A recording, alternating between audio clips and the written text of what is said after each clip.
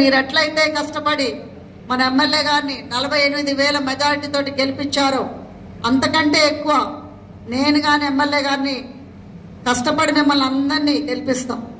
నేను ఒకటే చెప్పేది, నా ట్రిగ్గర్ అయినా టార్గెట్ అయినా దయాకర్ రావు, టిఆర్ఎస్ పార్టీ. నువ్వెంతో మందిని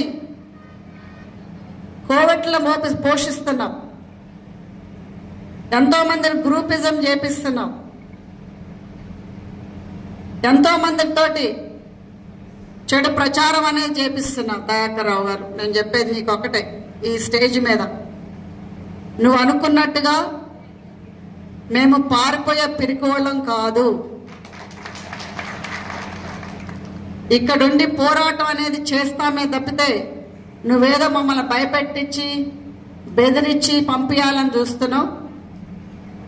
ఎవరైతే ఆయన డబ్బులకి ఆశించి కోవిడ్ రాజకీయాలు చేసేవాళ్ళు ఉంటారో వాళ్ళకు కూడా చెప్తున్నాం, ఎవరైతే గ్రూపిజం చేసి ఆయన చెంచాగాళ్ళు ఎవరైతే ఉన్నారో,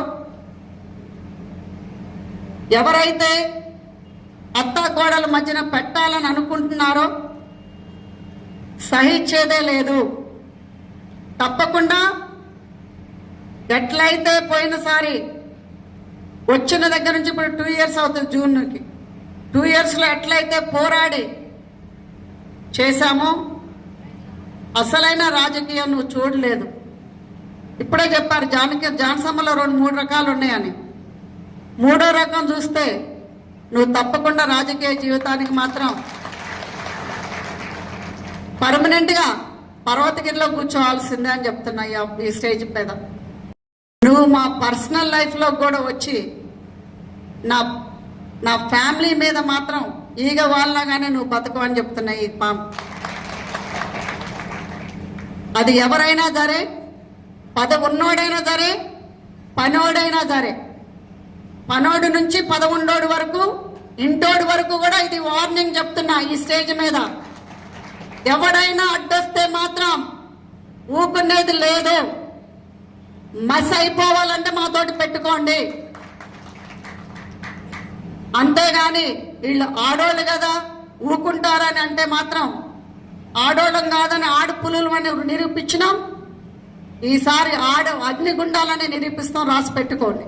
పార్టీకి నష్టం చేసే పనులు చేస్తున్నారో తప్పకుండా వాళ్ళకి గుణపాఠం నేర్పిస్తాం, గుణపాఠం చేపిస్తాం, చూపిస్తాం కూడా అది ఎట్లా ఉంటుంది అనేది. మరి మీరందరూ కూడా కష్టపడి ఆ రోజు గెలిపించారు. మరి ఆ రోజు ఎంత కసి మీద అయితే ఉన్నామో అదే కసి మీద మన పార్టీని, మన ప్రజల్ని కాపాడుకోవాలి. నాకేమీ స్పెషల్ అజెండా ఏమీ లేదు, నాకున్నదల్లా కాంగ్రెస్ జెండా మాత్రమే. నాకు పర్సనల్గా ఆశలు ఏమీ లేవు. నాకున్న ఆశలన్నీ కూడా నా పాలకుర్తి ప్రజలు. ఎప్పుడు కూడా మిమ్మల్ని అందరినీ కంటికి రెప్పలాగా చూసుకుంటాం. మరి మీరందరూ కూడా కష్టపడి పనిచేయాలి రాబోయే ఎలక్షన్స్లో.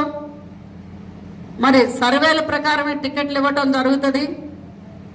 ఎవరికి టికెట్లు వచ్చినా కానీ మనందరం కూడా గెలిపించుకునే బాధ్యత మనందరి మీద ఉంది.